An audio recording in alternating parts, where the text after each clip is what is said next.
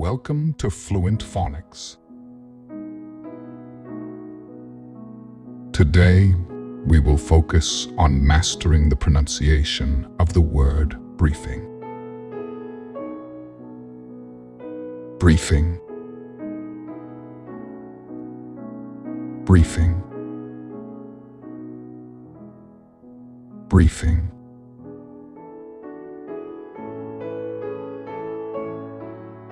Here's an example of how one might use it in a sentence.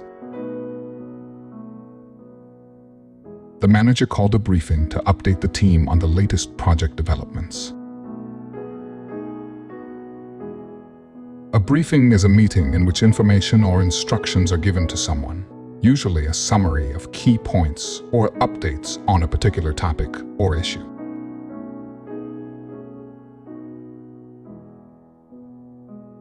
Thank you for your time. If you enjoyed this, please like and subscribe for further content.